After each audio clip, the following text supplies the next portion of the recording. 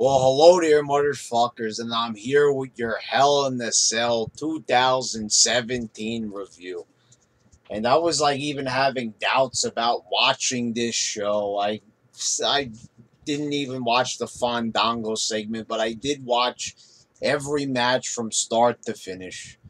And I do have a review here. The thing was why it was so difficult to watch this show. It's because there was just the pay per view on a few weeks ago, and it was 2 weeks ago to be exact. And even though I enjoyed that show, it's too soon. I don't want to sit there through another 3 hours of wrestling. But I started watching it. I got home from work and I started watching it in the middle, and then I just said, you know what, let me just watch the rest of it.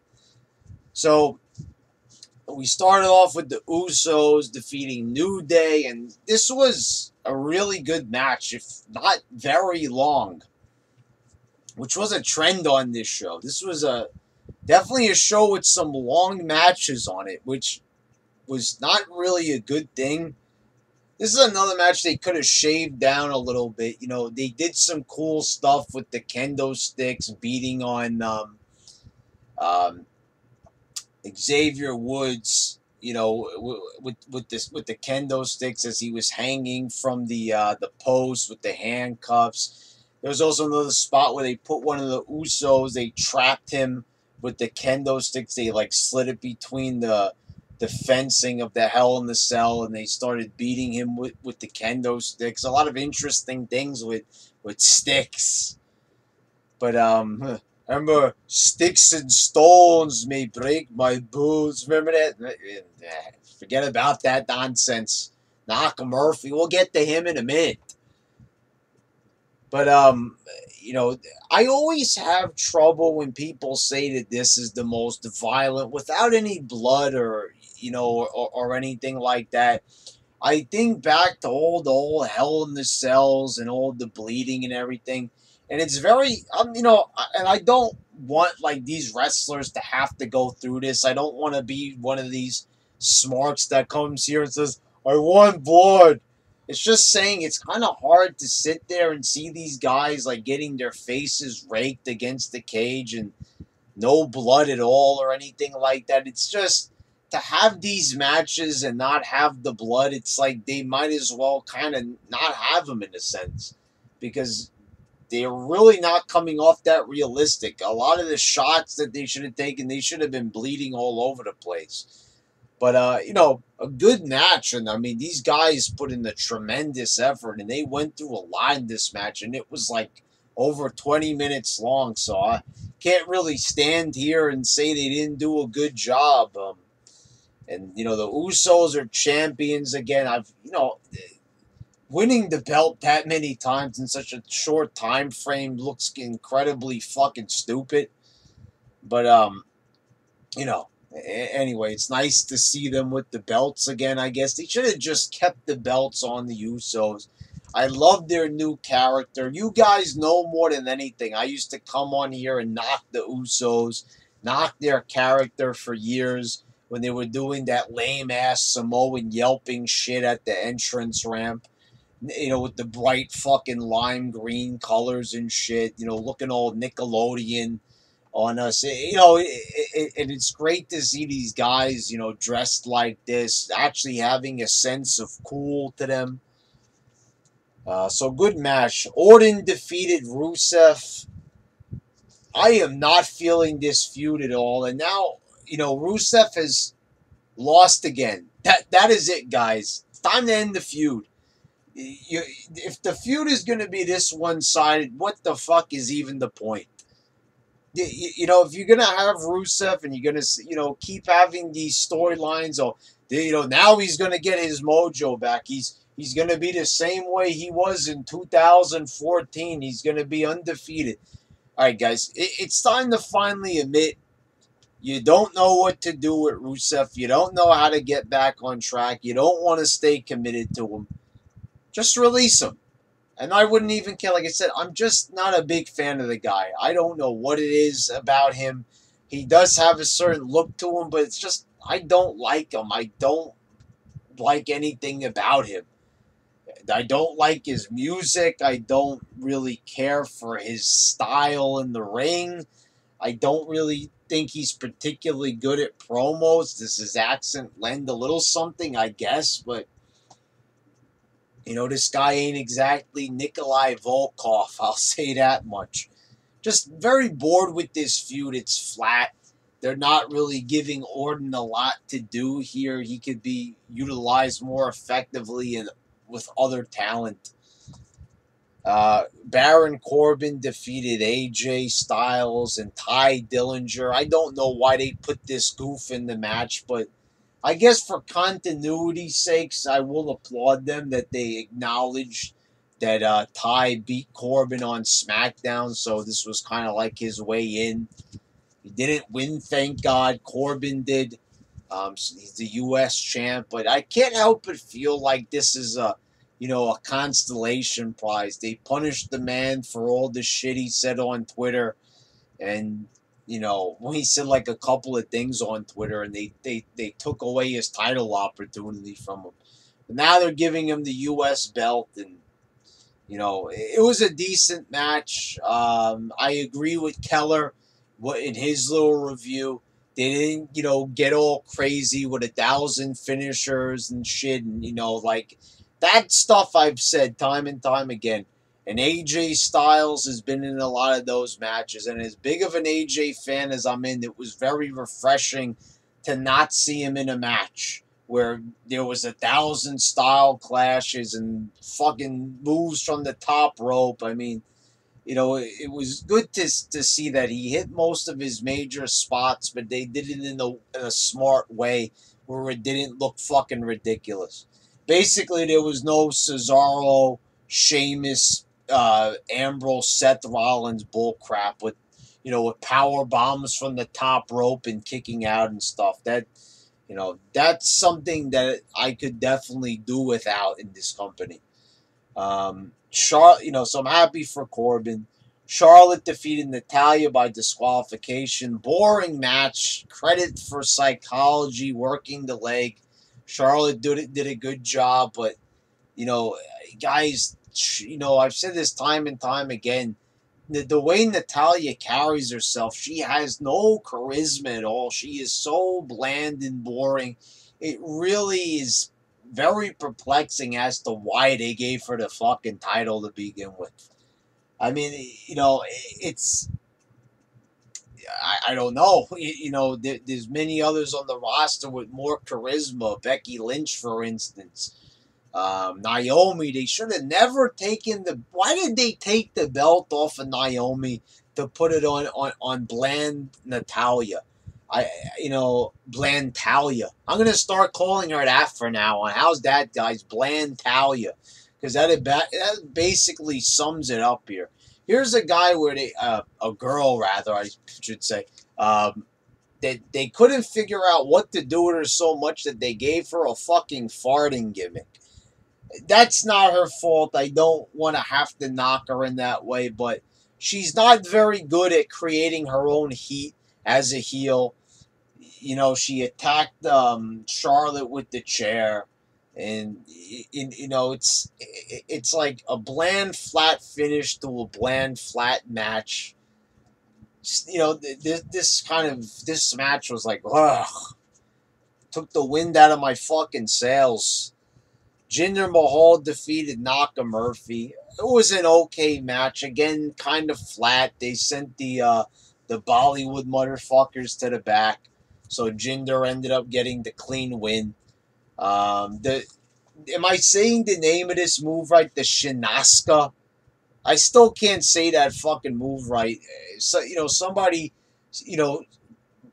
spelt it out for me, and I still can't say the name of that move right. The Shinaska, the Shanutska, the Shamutska, the Shmata. I don't know how to fucking say the name of the move. Like I said, if I don't know how to say the name of a fucking wrestling move, we've got big problems. I mean, I can't say the name of the fucking move. I mean, all it is a fucking knee. and they're given this big fucking fancy name that I can't even fucking say it. And I know people are going to, Keller's blame. I was laughing reading his review. This is proof that Jinder's not going to get any better. Then he's saying that he's blame. He says that he's going to blame Naka Murphy as much as he's going to blame creative for him not getting over. It's not really his fault. He shouldn't even be in this promotion. It's not. It's not a place for people like Naka Murphy. He shouldn't be in the WWE because this has never been a place for Japanese wrestlers. It ain't a racist thing. It's just that it's a different style. That stiff style does not fit in well with the American way of doing business in the WWE. That weird shit he does, come on. There's nothing appealing about that. There's nothing that's going to get him over. The Smarks might sing his theme song. They might talk about his Michael Jackson attire, but aside from that, what does this guy bring to the table? He can't even fucking say the name of the company correctly. It's not WW Championship, you stupid, lame-ass, weirdo motherfucker. It's WWE. And it's like, you guys think I'm trying to be funny and take a shot at them, but it's honesty here. If you can't say the name of the company, how far can you get in it? I mean, seriously. It's no fault of his and everything. He shouldn't have brought the guy in. Shouldn't have made him an offer to come here. It's not a good place. He's not going to get over. No one is going to tune in to see this guy. Can you really envision people, like at their jobs, people that have lives outside of being obsessed with wrestling? Can you imagine standing around the water cooler like they did back in the Attitude Era? Like, hey, Joe, I've been tuning into that WWE. It's been getting a lot better. They've got this new guy. It's called Naka Murphy. He does this. And he kicks people really hard. Doesn't know how to speak English much, but, great talent there. Got to tune in. I mean, like, I mean, seriously, like, what do you expect people to say? Like, you really think that you're going to attract people to this product over a Naka Murphy? Yeah. Keep dreaming, guys. Keep fucking dreaming. Bobby Roode defeated Dolph Ziggler by holding his tights, but then Ziggler just came up from behind and hit the zigzag. So, they give Bobby Roode this heelish way of winning, sticking it to the heel, and then they just give Ziggler his heat right back. I told you guys that Ziggler was going to lose the match, but this is how they handle it. And it's like, why even give him the win? You're not even going to wait at least to SmackDown that Ziggler can maybe get his receipt. The very same fucking 30 seconds that he wins, you're already going to have Ziggler do that to him. I mean, like, how is anybody supposed to even, like, appreciate Roode winning? Like, oh, wow, this guy's here now and he means business. Give the guy his fucking moment to shine at least. It's his first, like, match that not against the Ham and Egger. And, they can't even let the guy, like, at least celebrate after the fucking win. Again, another flat, boring match. They have, like, Ziggler saying for weeks he's going to steal the show. Nobody can match his level. And meanwhile, you've got a guy in the main event who's almost 50 years old putting on a better performance than him. Not his fault, but they just put them in a position. Ziggler is probably not very motivated at the moment. They've strapped him with this retarded-ass gimmick and segments that they've been putting him in. The main event, Kevin Owens defeats Shane McMahon after Sami Zayn helps him out. And people were saying this makes no sense and stuff like that. You know, it kind of doesn't. But let's be honest. We look throughout the history of, uh, Undertaker, helping Kane out and Kane helping Undertaker out after they beat the shit out of each other. You could say that they were brothers. And I guess you could say that they were brothers. They showed pictures of them together and stuff, and now they want to help each other. Basically, it's this: if you're gonna have Sami Zayn on the roster, I'm all for doing something with him. Okay, it got him noticed, so that's not really a bad thing. The only thing about this match, not that it was a bad match, but this match was fucking long as fuck. It was like 40 plus minutes.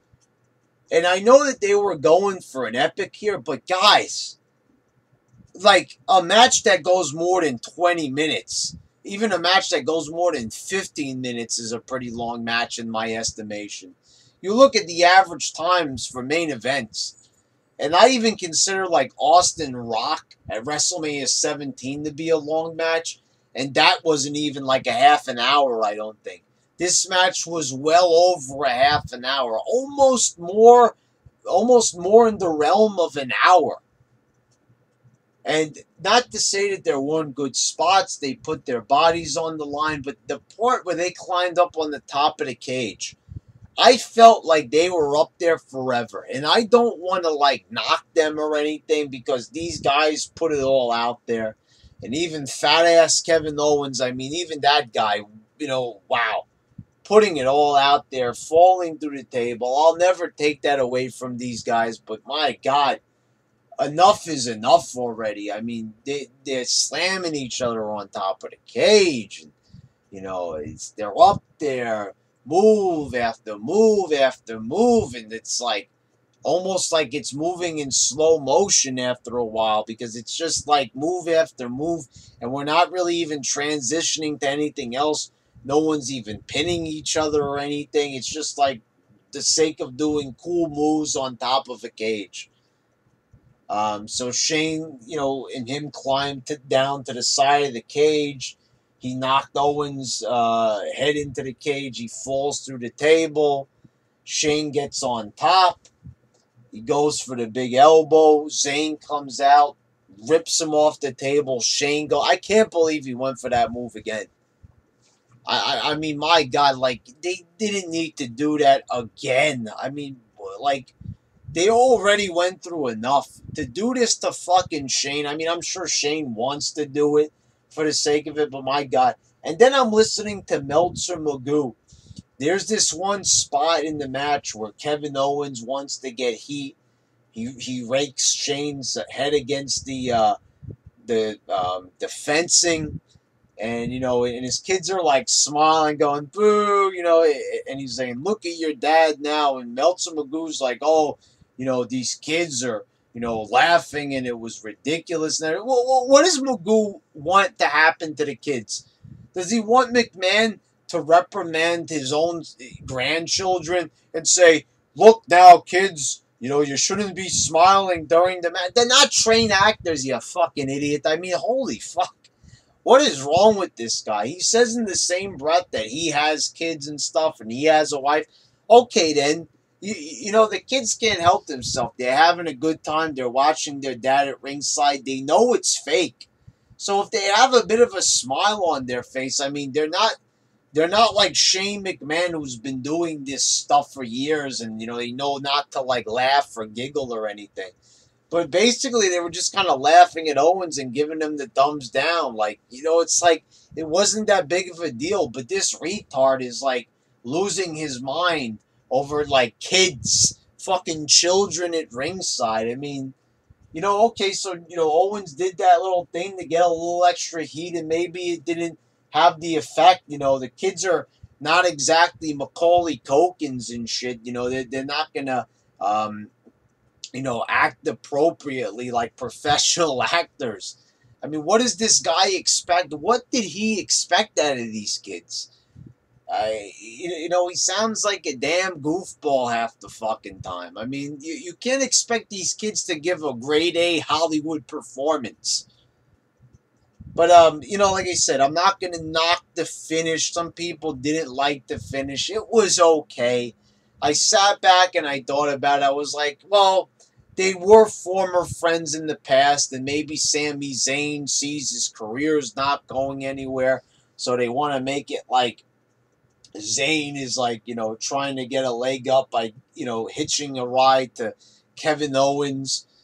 And this could be an interesting team. I'm still, I look at Zayn and I still won't buy him as a star no matter what. But if you're going to have the guy there, I'd rather see him do something prominent than just, having matches with Aiden English until the end of time. So, I think they went a little bit fucking, they went a little overboard in this match. It didn't need to be this long. I mean, guys, this match was so long. I mean, you can't seriously sit there and say this match had to be this long or this match should have been this long. No match should even get close to this length unless it's an Iron Man match. I mean, it might as well have been one. But anyway, good effort from these guys. They put their bodies on the line for an extended period of time. Also to Shane McMahon. I mean, a guy like this that's going to be 50 soon, and he's putting his body through all that wear and tear so late in his life. And meanwhile, you've got Brian Alvarez. Oh, those are the worst looking punches ever. Meanwhile, you see Alvarez what this guy looked like when he was doing his backyard wrestling shtick. This is a guy that shouldn't talk. I mean, honestly, go look at that guy's backyard wrestling garbage, and you will see that this guy should not say a fucking thing about Shane McMahon and his punches and how he's working in the ring. Because if you look at the way how that guy worked when he was a backyard wrestler. Do I even need to say more? Anyway, guys, the pay-per-view, like I said, the opening match, it was good. This was good, just long, very fucking long. I wouldn't say it was a bad pay-per-view, but, I wasn't really enjoying it. My God, the simple fact of the matter that they just had a fucking pay-per-view and they're having another one, it just tells you right there. I mean, it's too much. It's way too fucking much. Anyway, guys, there's a review. Until next time, motherfuckers, this has been your WC champ signing out.